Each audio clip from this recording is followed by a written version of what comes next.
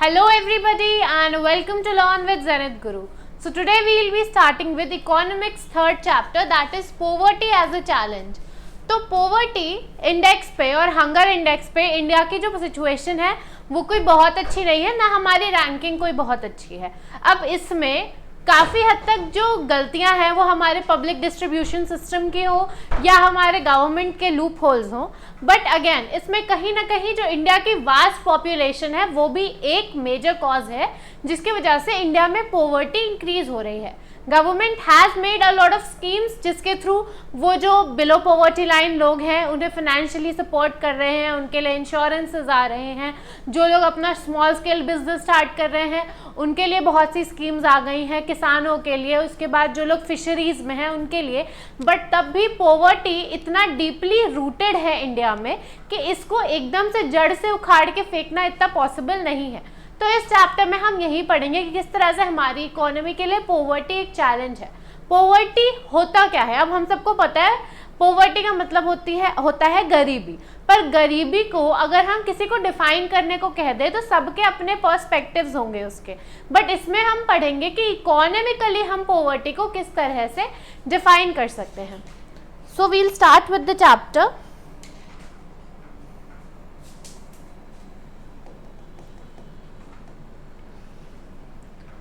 Okay, हमारी रोजमर्रा की लाइफ में, डेली लाइफ में we come across many people who we think are poor, ठीक है, हमारे अकॉर्डिंग। फॉर एग्जाम्पल आप अपने स्कूल से आराम से अपने पापा या मम्मी की कार में या फिर अपनी स्कूल बस में जा रहे हैं एंड देन यू सी एक ऐसा बच्चा जो पढ़ाई नहीं कर पा रहा है and he is very small और वो किसी कंस्ट्रक्शन साइट पे अपने पेरेंट्स के साथ है, तो हमें तो उन्हें देख के लगता है ना कि हाँ ये गरीब है, ये पुअर है। तो उसी तरह से हम अपनी रोज़ की लाइफ में किसी ना किसी को ऐसा देखते हैं जो हमें लगता है दैट दे आर पुअर। तो वो या तो लैंडलेस लेबरर्स हो सकते हैं जिनके पास ज़मीन नहीं है, या फिर वो लोग हो सकते हैं जो कि झुग्गी में रह रहे हैं। अब झुग्गी से हमेशा हम लोगों को क्या याद आएगा? हमें याद आना चाहिए एशिया का सबसे बड़ा जो स्लम एरिया है जो कि है मुंबई में, जिसका नाम है धारावी, ठीक है। उसके बाद they could be daily wage workers at construction sites, या फिर जो वहाँ पे बच्चे काम करते हैं वो भी। तो इन सब लोगों को हम एज पुअर कैटेगराइज कर देते हैं। They could also be beggars, जो लोग भीख मांग रहे होते हैं। We see poverty all around us. In fact, every fifth person in India is poor. India में हर पांचवा इंसान गरीब है। This means roughly 270 million या फिर 27 crore people in India live in poverty as per the census of 2011-12। अच्छा, अब हम जो सेंसस पढ़ रहे हैं वो 2011 के हैं। 2021 में भी सेंसस होने वाले थे पर फिर कोविड की वजह से नहीं हो पाए, तो अभी हम जो भी डेटा पढ़ेंगे वो 2011 के हिसाब से पढ़ेंगे इस बुक में। बट अब अगर आप वेरियस इंडेक्सेस जाके देखें तो बहुत जगह सिचुएशंस खराब भी हुई हैं और अच्छी भी हुई हैं। इससे और क्या मतलब है कि इंडिया का लार्जेस्ट सिंगल कंसंट्रेशन है of the poor in the world. सबसे ज़्यादा गरीब लोग इंडिया में ही हैं। This illustrates the seriousness of the challenge, कि कितना बड़ा ये हमारे लिए एक चैलेंज है। अब यहाँ पे एक हमें अर्बन केस दिया है। अर्बन मतलब शहरी इलाके का ये एक केस है कि 33 इयर्स ओल्ड राम सरन, ठीक है, वो कहाँ पे काम करते हैं? Daily veg labourer. अब डेली वेज लेबरर अगर मैं हिंदी में बोलूँ आपको तो जो लेबर वो होते हैं जो दिहाड़ी पे काम करते हैं, राइट। सबके सिटीज़ में कहीं ना कहीं ऐसे लेबर चौक होती है जहाँ पे बहुत सारे लेबरर्स इकट्ठा हो जाते हैं एंड देन वहाँ से जो कंस्ट्रक्शन साइट के ओनर्स होते हैं वो लोग आते हैं एंड दे आर लाइक कि हमें आज 2 लेबर की ज़रूरत है। हमने उन्हें ले लिया, हम उन्हें ले गए काम करवाने के लिए, फिर उनको पर डे के हिसाब से जो भी पैसा देना था वो देना था। तो जो पर डे पेड होते हैं वो डेली वेज अर्नर्स होते हैं। तो अब इसमें daily veg labourer Ram Saran का एग्जाम्पल दिया है जो कि एक आटे की जो मिल है उसमें काम करते हैं रांची झारखंड में, और उनको 1,500 मिलता है एक महीने का when he finds employment which is not often, क्योंकि उन्हें हमेशा नौकरी नहीं भी मिलती है। It is not always possible कि उन्हें नौकरी मिलती ही मिलती है। और सिर्फ 1,500 रुपये महीने का इनफ नहीं है एक लाइफ सस्टेन करने के लिए, एंड स्पेशली जिसमें 6 मेंबर्स हों फैमिली में, ठीक है, जिसमें उनकी वाइफ, 4 बच्चे हैं जिनकी 12 साल से लेके 6 मंथ तक की एज है। प्लस जो रामचरण जी हैं उन्हें अपने गांव भी पैसे भेजने हैं जहाँ पे उनके पेरेंट्स रहते हैं रामगढ़ में। जो उनके पापा हैं वो एक लैंडलेस लेबरर हैं। अब गांव में जो फार्मर्स होते हैं उनके पास कुछ ना कुछ लैंड होता है, बट बहुत से ऐसे लेबरर्स या फिर फार्मर्स होते हैं जिनके पास ज़मीन नहीं होती है, तो इनके पापा भी उसी कैटेगरी में आते हैं। ठीक है, depends on Ramcharan and his brother who lives in Hazaribagh for sustenance. उसके बाद जो रामचरण है he lives in a 1 room rented house in a crowded basti in outskirts of this city. उसके बाद उनका एक टेम्पररी शैक बिल्ड है जो कि ईंटें और जो क्ले टाइल्स होते हैं, जो कच्चे घर होते हैं उससे बना है। उनकी वाइफ शांता देवी वो पार्ट टाइम मेड या फिर हम जिसे हाउस हेल्प कहते हैं उनका काम करती हैं कुछ घरों में, और उनको 800 रुपये मिलते हैं। They manage a huge meal of dal and rice twice a day, but there is never enough for all of them. अब ऑब्वियसली 6 लोगों में आप देखो 800 और 1500 मिला के भी पैसे पूरे नहीं पड़ पाएंगे। जो उनका बड़ा बेटा है वो एज हेल्पर वर्क करता है, कहाँ पे, एक चाय की दुकान पे, जो चाय की टपरी होती है, अपनी फैमिली को सपोर्ट करने के लिए। ही earns 300 while his 10-year-old daughter takes care of the younger siblings। जो उसके छोटे भाई बहन है उसका ध्यान उनकी 10 साल की बेटी रखती है। None of the children go to school। कोई भी बच्चे स्कूल नहीं जा पाते क्योंकि अर्निंग ही इतनी कम है कि स्कूल अफोर्ड करना बहुत मुश्किल है। उनके सिर्फ 2 पेयर हैं of hand me down clothes each, मतलब सिर्फ 2 जोड़ी ही कपड़े हैं। New ones are bought only when the old clothes become unwearable, मतलब एकदम फट जाए सिर्फ तभी नए कपड़े आते हैं। उसके बाद new shoes are a luxury. उनके लिए शूज़ बहुत बड़ी बात है। अब हमें यहाँ से एक चीज़ रियलाइज़ होनी चाहिए कि जो चीज़ हम लोग एक बार बोलते हैं और हमारे लिए हाजिर हो जाती है पर हम तब भी उससे सेटिस्फाइड नहीं होते, बट हमें ये नहीं पता होता कि we are actually living somebody's dream और लग्जरी, क्योंकि हम प्रिविलेज्ड सेक्शन है सोसाइटी के। हमें चीज़ें तब भी बहुत इजीली अवेलेबल हो जाती हैं, जबकि कुछ लोगों के लिए even getting a pair of shoes is a luxury. जो यंगर किड्स हैं वो अंडर नरिश्ड हैं क्योंकि उन्हें प्रॉपर नरिशमेंट, एक न्यूट्रिशियस डाइट नहीं मिल पा रही है और उनका कोई एक्सेस नहीं है हेल्थ केयर से अगर वो बीमार पड़ जाएं तो, क्योंकि हेल्थ केयर अफोर्ड करना इज़ रियली वेरी टफ। अब हम आते हैं रूरल केस में, मतलब गांव के इलाके में, जिसमें हमें एक स्टोरी दी है लखा सिंह की, जो बिलोंग करते हैं एक छोटे से विलेज में मेरठ के उत्तर प्रदेश में। ठीक है, His family doesn't own any land, so they do odd jobs for the big farmers। अब उनके अपनी कोई ज़मीन नहीं है, इसलिए वो जो बड़े ज़मींदार या फिर फार्मर्स होते हैं उनके यहाँ पे काम करते हैं और जॉब्स करते हैं।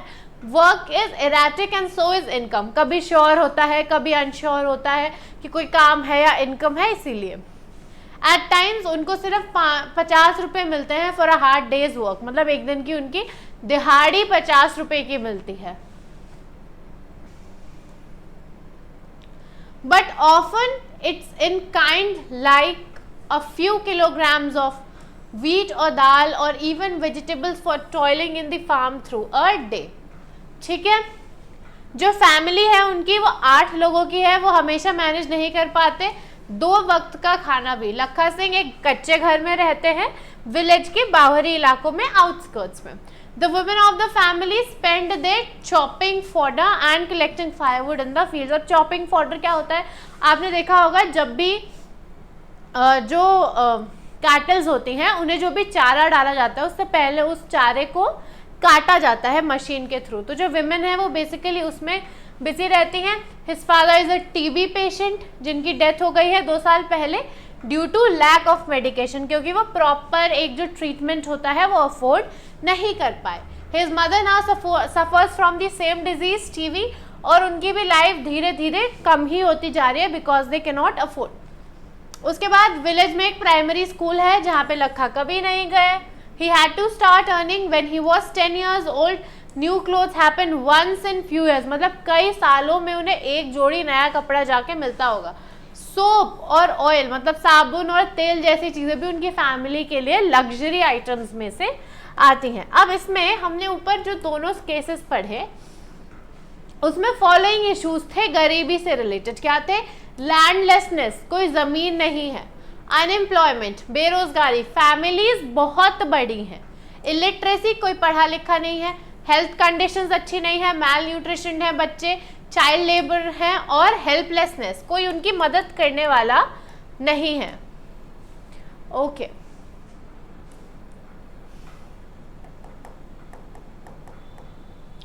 अब ये दो हमारे टिपिकल केसेस हैं डायमेंशंस ऑफ पॉवर्टी के, ठीक है।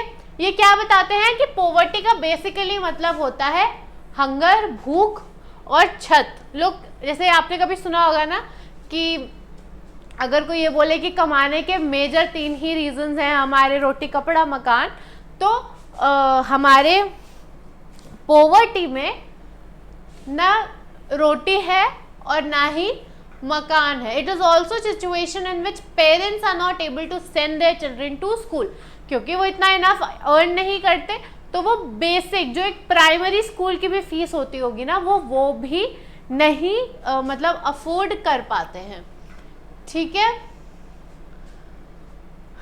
ओके पॉवर्टी का और क्या मतलब है कि उन्हें सैनिटेशन जैसी कंडीशंस नहीं है, क्लीन वाटर नहीं। अब हम लोग तो अफोर्ड कर सकते हैं, तो हमारे घरों में आरओ लगे हैं, और जिनके घर में आरओ नहीं है वो एक बॉटल मंगवा लेते हैं पानी की, ठीक है, उनके लिए वो भी अवेलेबल नहीं है। हम साफ सुथरी हाइजीनिक सिटीज़ में रह रहे हैं, एक दिन झाड़ू ना लगे तो लोग तुरंत अथॉरिटी या फिर जो भी म्यूनिसिपैलिटी है वहाँ कॉल कर देते हैं कि हमारा एरिया इतना गंदा पड़ा है, या फिर सफाई वाले भैया नहीं आ रहे हैं। बट ये हम इसलिए कर पाते हैं क्योंकि अगेन जैसे मैंने पहले भी बोला कि हम प्रिविलेज्ड सेक्शन है सोसाइटी के, ठीक है। बहुत से ऐसे अंडर प्रिविलेज्ड लोग हैं जो बहुत ही गंदी सिचुएशन, अगर आप धारावी की एक भी डॉक्यूमेंट्री देख लो तो आप वहाँ पे देखोगे कि वहाँ का जो हाइजीन है, वहाँ पे जो सैनिटेशन की कंडीशंस हैं वो बद से बदतर हालत में है।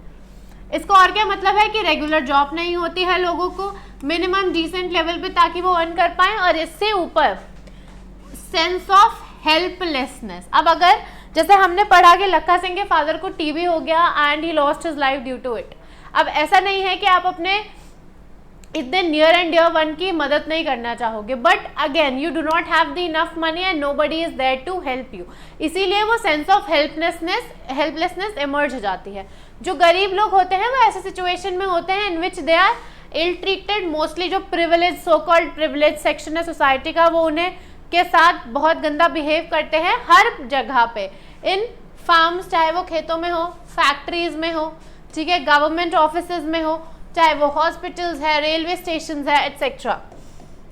इसमें सबसे सिंपल सा एग्जांपल अगर हम ले तो हमने देखा है बहुत से लोग शादियों में या किसी रेस्टोरेंट में भी वेटर्स के साथ गलत बिहेव करते हैं, लोग सिक्योरिटी गार्ड्स की रिस्पेक्ट नहीं करते, जो लोग असाइंड होते हैं म्यूनिसिपैलिटी या फिर हमारे अथॉरिटी की तरफ से जो लोग झाड़ू या फिर सफाई का काम करते हैं, लोग उन्हें ऐसे बहुत अच्छे से ट्रीट नहीं करते बेसिकली सफाई कर्मचारी को, क्योंकि हमारी नज़रों में वो एक बहुत ही नीचा काम है।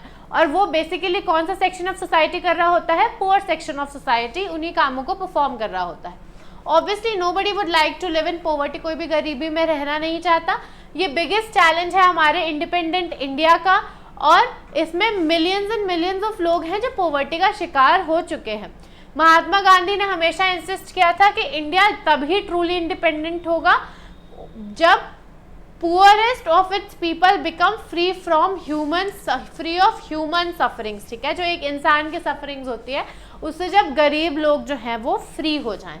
आप लोग को ये भी पता होगा इंदिरा गांधी जी का एक स्कीम और नारा भी चला था, गरीबी हटाओ, बहुत फेमस नारा था ये, रिमूव पॉवर्टी, पर हटी कितनी वो हम सबको पता है, ठीक है। Poverty as seen by social scientist. अब जो सोशल साइंटिस्ट होते हैं, ठीक है, जो बेसिकली सोशल साइंस से डील कर रहे होते हैं, उनकी नज़रों में गरीबी क्या है?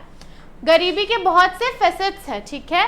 सोशल साइंटिस्ट उसे देखते हैं थ्रू वैरायटी ऑफ इंडिकेटर्स कि किस पैरामीटर्स पे अगर हम इन चीज़ों को रखें तो हम बता सकते हैं कि हाँ ये गरीबी है या ये गरीबी नहीं है। यूजुअली जो इंडिकेटर्स होते हैं वो यूज होते हैं to relate the levels of income and consumption, कि लोग कितना कमा रहे हैं और कितना कंज्यूम कर रहे हैं। अब जो पॉवर्टी है उसे देखते हैं हम और भी सोशल इंडिकेटर्स से, जैसे कि इलिटरेसी लेवल क्या है, जनरल रेजिस्टेंस कितना है, ड्यू टू मैल न्यूट्रिशन, ठीक है, lack of access to health care, job opportunities, या फिर safe drinking water, sanitation etcetera. तो ये सब हमारे पैरामीटर्स हैं एनालाइज करने के पॉवर्टी को, जो कि सोशल साइंटिस्ट्स ने लेके हैं। Analysis of poverty based on social exclusion and vulnerability is now become very common. अब देखते हैं कि सोशल एक्सक्लूजन क्या होता है। ये आपसे पूछ सकता है एग्जाम में भी कि डिफाइन सोशल एक्सक्लूजन। तो आपको पता होना चाहिए कि सोशल साइंटिस्ट के कंसेप्ट के हिसाब से पॉवर्टी को हम किन टर्म्स में देखते हैं, in terms of the poor having to live only in a poor surrounding with other poor people. मतलब ऑब्वियसली कोई गरीब इंसान है तो वो एक गरीब अंडर प्रिविलेज्ड सी सराउंडिंग में ही रहेगा और उसके साथ वाले भी उसी के लेवल के रहेंगे। आप धारावी के स्लम के किसी इंसान को जुहू में फ्लैट लेके रहते हुए नहीं देखोगे, क्योंकि वो अफोर्ड ही नहीं कर सकता। एक्सक्लूड कर देते हैं उन्हें सोशल इक्वालिटी एंजॉय करने से, of better of people in better surroundings, जैसा मैंने अभी आपको एग्जाम्पल दिया। उसके बाद जो हमारे सोशल एक्सक्लूजन्स हैं,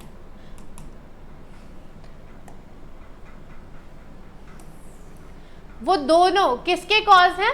वो कॉज भी हैं, मतलब कारण भी हैं, और कॉन्सिक्वेंस भी हैं पॉवर्टी के, कि उन्हीं की वजह से हुआ है, और वो रिजल्ट भी हैं पॉवर्टी के इन द यूजुअल सेंस। और ब्रॉडली हम इसे कैसे, it is a process through which या तो जो इंडिविजुअल है या फिर जो ग्रुप है वो एक्सक्लूड होता है बहुत सी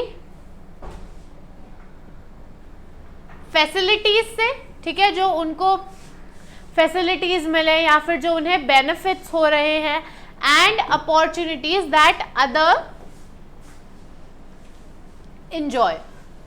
अब हम लोग बहुत सी ऐसी फैसिलिटीज और अपॉर्चुनिटीज एंजॉय कर रहे हैं जो गरीब लोग नहीं कर पाते। अब इसका एक टिपिकल एग्जांपल क्या होगा, हम कास्ट सिस्टम पे आते हैं इन इंडिया, जहाँ पे people belonging to certain caste उन्हें हमने एक्सक्लूड कर दिया है इक्वल अपॉर्चुनिटी से, ठीक है। सोशल एक्सक्लूजन किसको may lead to but can cause more damage than having a very low income.